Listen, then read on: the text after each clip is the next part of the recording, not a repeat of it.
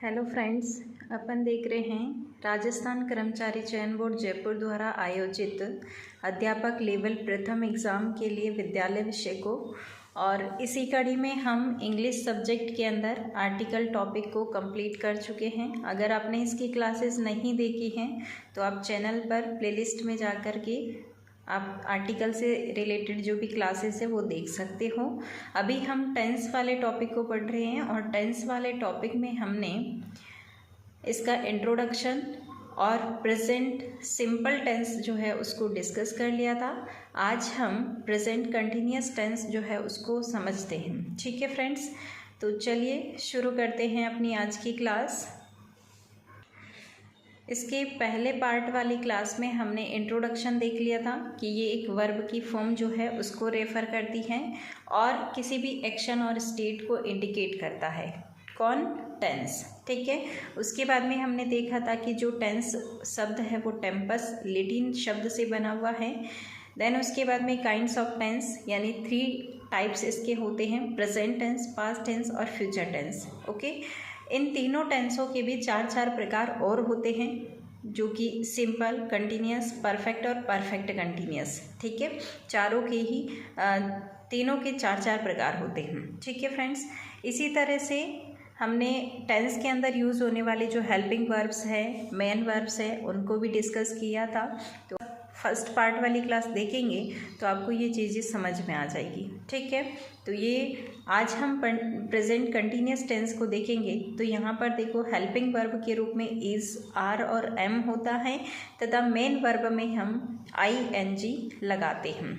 ठीक है फ्रेंड्स, तो ये थोड़ा सा ध्यान में रखिए। और प्रेजेंट सिंपल टेंस हम पढ़ चुके हैं जिसमें हम हेल्पिंग वर्ब के रूप में डू और डज का यूज़ करते हैं और मेन वर्ब के अंदर हम या तो वर्ब की फर्स्ट फॉर्म या फिर वर्ब में एस या ES लगा देते हैं।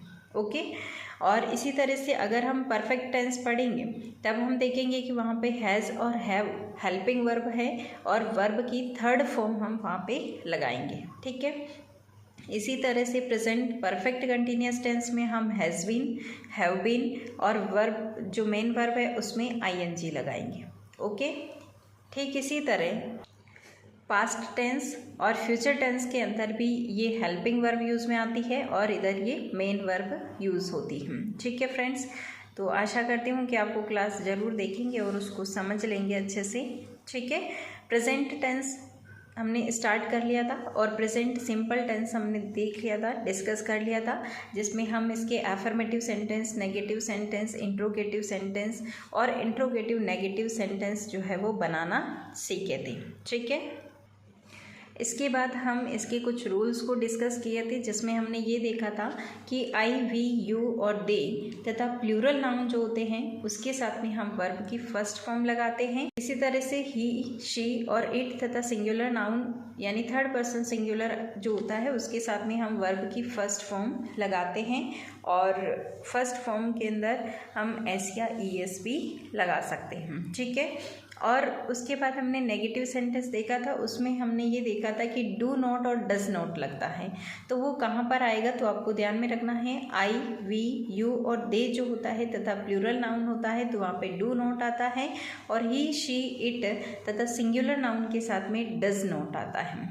ओके, तो ये थोड़ा सा ध्यान में रखना है। उसके बाद में इंट्रोगेटिव सेंटेंस जो है उसको हमने देखा था कि कहाँ पर डू लगेगा, कहाँ पर डज लगेगा और WH वर्ड से जो हम बना रहे हैं उसको किस तरह से बनाएंगे, दोनों के फॉर्मूले हम देखे थे। ठीक है फ्रेंड्स, फिर इस टेंस का कहाँ यूज़ होता है यहाँ तक हम पिछले क्लास में पढ़ चुके हैं। ओके, आज हम प्रेजेंट कंटिन्यूअस टेंस जो है उसको कंप्लीट कर लेंगे। इस टेंस में हम एफर्मेटिव सेंटेंस और नेगेटिव सेंटेंस को भी पिछली क्लास में डिस्कस किए थे, तो यहाँ पे हम फिर से देख लेते हैं। देखो, प्रेजेंट टेंस जो है वहाँ पर यूज़ होता है जहाँ पर कार्य का जारी रहना प्रकट होता है यानी कंटिन्यूअस वो काम चल रहा है, तो इसके लिए हम प्रेजेंट कंटिन्यूअस टेंस यानी प्रोग्रेसिव टेंस जो है उसका यूज़ करते हैं। ओके, अफर्मेटिव सेंटेंस हम इसका कैसे बनाएंगे तो अभी हम डिस्कस करके आए थे कि यहाँ पर हेल्पिंग वर्ब के रूप में हम इज़, आर और एम का यूज़ करते हैं और मेन वर्ब में हम ING लगाते हैं। ठीक है, तो ये 2 चीज़ तो हमको क्लियर हो गई और उससे पहले हम कोई भी सेंटेंस शुरू करते हैं तो हम सब्जेक्ट से करते हैं। तो सबसे पहले सब्जेक्ट, देन उसके बाद में हेल्पिंग वर्ब और उसके बाद में मेन वर्ब और लास्ट में ऑब्जेक्ट। ठीक है। फॉर एग्जाम्पल जैसे I am singing, he is singing, they are singing. देखो कहाँ पर एम यूज़ हो रहा है, कहाँ पर इज़, कहाँ पे आर। आई के साथ एम आता है, हमेशा आई के साथ ही एम आता है। ही के साथ, शी के साथ में एज आता है और दे और वी के साथ में आर आता है। ठीक है। तो ये थोड़ा सा ध्यान में रखना। अगर हमको नेगेटिव सेंटेंस बनाना हो तो हम एफर्मेटिव सेंटेंस के अंदर ही जो हमारी हेल्पिंग वर्ब होती है उसके बाद में अगर हम नोट जोड़ देते हैं तो वो बनता है हमारा नेगेटिव सेंटेंस। ओके। जैसे I am not singing, he is not singing, they are not singing, we are not singing. तो इस तरह से जब हम हेल्पिंग वर्ब के बाद में नोट वर्ड जोड़ देते हैं तो वो हमारा नेगेटिव सेंटेंस बनता है। ओके फ्रेंड्स, यहाँ तक आपको समझ में आ गया होगा। नेक्स्ट है इंट्रोगेटिव सेंटेंस। इंट्रोगेटिव सेंटेंस दो तरह से हम बना सकते हैं, एक तो हेल्पिंग वर्ब की हेल्प से और दूसरा WH वर्ड से शुरू होने वाले। ओके। हेल्पिंग वर्ब से हम कैसे बनाएंगे, सबसे पहले हेल्पिंग वर्ब आएगी इज़, एम और आर। ठीक है। प्लस उसके बाद में हम सब्जेक्ट लिखेंगे, उसके बाद में वर्ब जो होगी हमारी उसको हम ING लगा करके लिखेंगे। देन उसके बाद जो भी बाकी बचा हुआ है उसको लिखेंगे। तो आपको समझ में आ गया होगा कि हेल्पिंग वर्ब से अगर हमको क्वेश्चन बनाना है तो हम हेल्पिंग वर्ब से शुरू करेंगे और उसके बाद में जो भी हमारा है वो वैसा की वैसा रह जाएगा। ठीक है। हेल्पिंग वर्ब को हम कहाँ ले आएंगे, आगे, और सब्जेक्ट यहाँ जाएगा। देन उसके बाद में वैसा के वैसे हम लिख देंगे। For example am I singing, he is singing. देखो यहाँ पे हेल्पिंग वर्ब को आगे ले लिया है। Are they singing. ठीक है। इसी तरह से WH वर्ड से शुरू होने वाले जो सेंटेंस होते हैं उसमें हम WH वर्ड आगे लगाएंगे, जैसे वॉट, वेयर। ठीक है। इस तरह से WH वर्ड जो है उनको आगे लगाएंगे। देन उसके बाद में हेल्पिंग वर्ब, फिर सब्जेक्ट और उसके बाद में वर्ब में ING आएगी। ओके।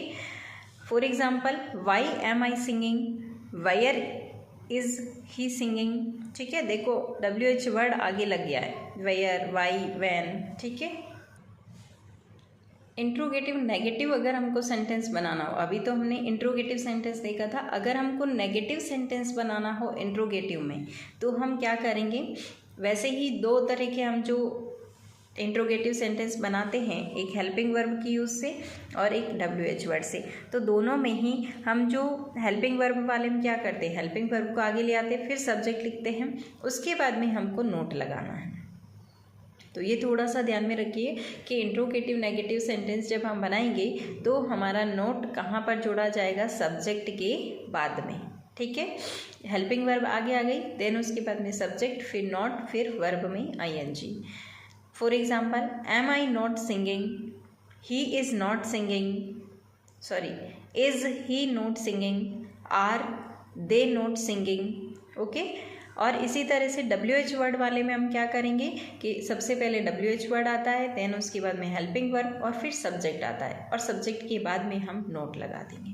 तो ये ध्यान में रखना है कि सब्जेक्ट के बाद ही हमको नोट लगाना है। इसका एग्जाम्पल जैसे why are you not singing, why am I not singing. Okay. तो इस तरह से ये इंट्रोगेटिव नेगेटिव सेंटेंस बनाए जाते हैं। ठीक है फ्रेंड्स, आशा करती हूँ कि आपको बहुत अच्छे से ये समझ में आ गया होगा। ठीक है। अब हम ये देख लेते हैं कि इस टेंस का उपयोग कहाँ किया जाता है, यानी आप इसको कहाँ यूज़ करेंगे। तो एक तो वहाँ पर यूज़ करेंगे जहाँ पर कोई भी कार्य जारी रह रहा है। ठीक है। प्रेजेंट काल में तो उन सब कार्यों में जो बोलने के समय जारी है, यानी उस टाइम हम कर रहे हैं, वर्तमान समय में यानी प्रेजेंट टाइम में हम कर रहे हैं, तो उन सब कार्यों के लिए हम ये टेंस यूज़ करेंगे। ठीक है। जैसे हम लेटर लिख रहे हैं तो उसके लिए हम लिखेंगे I am writing a letter. Okay. यानी वो जिस समय हम बोल रहे हैं उसी टाइम वो कार्य हम कर भी रहे हैं।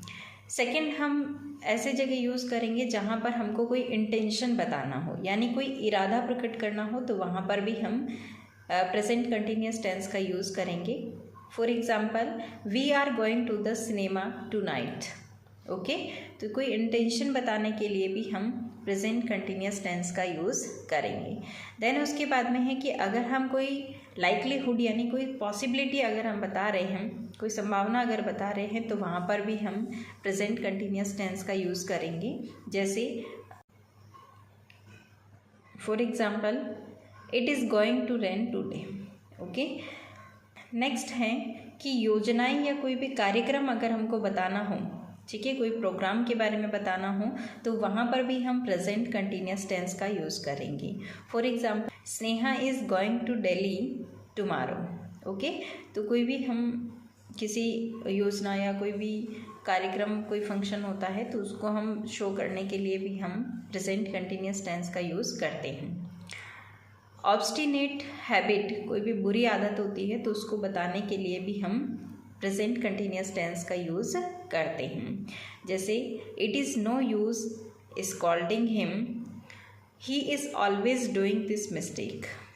ओके। कोई बुरी आदत अगर शो करनी हो तब भी हम इस टेंस का यूज़ करते हैं। अब इसके कुछ नियम हैं, वो भी हम देख लेते हैं। फर्स्ट रूल है, सब्जेक्ट के बाद हम इज़, आर और एम का प्रयोग करेंगे, यानी कि हम हेल्पिंग वर्ब का यूज़ हमेशा सब्जेक्ट के बाद में करेंगे। इसलिए हमारा formula subject plus helping verb plus main verb में आईएनजी और ऑब्जेक्ट, ये बनता है। ठीक है। तो रूल फर्स्ट आपको समझ में आ गया होगा। अब आपको दिक्कत आएगी कि हम इज़, एम और आर का यूज़ कहाँ करें, तो वो आपको बता रखा है कि आई के साथ हमेशा आप एम का यूज़ करेंगे। ठीक है। सिंगुलर सब्जेक्ट जितने भी आते हैं उनके साथ आप इज़ का प्रयोग करेंगे, और अगर प्लूरल सब्जेक्ट आ रहा है तो वहाँ पे आप आर का प्रयोग करेंगे। Okay friends. नेक्स्ट रूल है कि जो नेगेटिव सेंटेंस होते हैं, यानी नकारात्मक जो वाक्य होते हैं, उसमें हेल्पिंग वर्ब जो इज़, आर और एम लेते हैं, उसके बाद किंतु मुख्य वर्ब के पहले नोट जोड़ा जाता है। ठीक है, जो हम पढ़ चुके हैं। तो ये आप ध्यान में रखेंगे कि नेगेटिव सेंटेंस जो है वो बनाते वक्त हमको क्या करना है। ठीक है। ये देखो जो हम अभी बनाए थे ना नेगेटिव सेंटेंस। ओके। तो नेगेटिव सेंटेंस में सब्जेक्ट, देन उसके बाद में हेल्पिंग वर्ब और फिर नोट आता है, और उसके बाद में मेन वर्ब आती है। ठीक है। तो ध्यान में रखना है कि हेल्पिंग वर्ब और मेन वर्ब के बीच में आपको नोट लगाना है। Okay friends. तो यही बता रहा है कि आप हेल्पिंग वर्ब का जो यूज़ करेंगे वो मुख्य वर्ब जो है उसके पहले नोट आप लगाएंगे। ओके। थर्ड रूल है, इंट्रोगेटिव जो सेंटेंस हम बनाते हैं उसमें हेल्पिंग वर्ब जो इज़, आर और एम होती है उससे हम प्रारंभ करते हैं, लेकिन इसके बाद सब्जेक्ट तथा उसके बाद वर्ब जो है उसकी फर्स्ट फॉर्म में आईएनजी लगाते हैं। ठीक है। तो ये भी हम पढ़ चुके हैं। तो ये ध्यान में रखना है कि हम जो हेल्पिंग वर्ब वाला बनाते हैं उसमें सबसे पहले हेल्पिंग वर्ब, देन उसके बाद में सब्जेक्ट, फिर उसके बाद में अगर हम नेगेटिव वाला बना रहे हैं तो नोट आएगा, देन उसके बाद में मेन वर्ब और आईएनजी, देन उसके बाद में ऑब्जेक्ट। ओके फ्रेंड्स, ये एग्जाम्पल से आप समझ सकते हैं। रूल 4 WH जो इंट्रोगेटिव सेंटेंस हम बनाते हैं उसके बारे में है कि WH के तुरंत बाद हमको हेल्पिंग वर्ब जो है इज़, आर, एम लगाना है, और हेल्पिंग वर्ब के तुरंत बाद सब्जेक्ट लगाते हैं। ठीक है। तो ये थोड़ा सा ध्यान में रखना, सबसे पहले WH वर्ड आएगा, उसके बाद में हेल्पिंग वर्ब आएगी, उसके बाद में सब्जेक्ट आएगा, और देन उसके बाद में जो भी आगे का जो भी सेंटेंस दे रखा है वो आपको लिखना है। ओके। फॉर एग्जाम्पल जैसे why are you sleeping, where is she going, where is she going. तो इस तरह से ये सेंटेंस जो है वो बनते हैं। अब थोड़ा सा ये भी ध्यान में रखेंगे कि जो ये टेंस होता है उसमें always, constantly, these days, at, this moment, at present, at this time, now, today, nowadays, tonight, continuously आदि जो एडवर्ब है उसका प्रयोग भी हम इस टेंस में करते हैं। ठीक है। ये कुछ एडवर्ब होते हैं, इनका प्रयोग भी हम इस टेंस में करते हैं क्योंकि सारे ही वर्तमान टाइम को शो करते हैं। जैसे eight present, at this time यानी इस समय, इस टाइम। तो ये चीज़ें जो है वो हम इसमें एडवर्ब के फॉर्म में यूज़ में करते हैं। Okay friends. तो आपको थोड़ा सा ध्यान में रखना है कि हमको ये रूल जो है थोड़ा दिमाग में रखेंगे तो आपको जो क्वेश्चंस है उसको हल करने में बहुत हेल्प मिलेगी। ओके फ्रेंड्स, तो प्रेजेंट कंटिन्यूस टेंस हमारा कंप्लीट हो चुका है। नेक्स्ट क्लास में हम प्रेजेंट परफेक्ट टेंस को डिस्कस करेंगे। ठीक है, इस क्लास में हम इतना ही पढ़ पाएंगे फ्रेंड्स। मिलते हैं नेक्स्ट क्लास में, तब तक के लिए thanks for watching this video. जय हिंद, वंदे मातरम।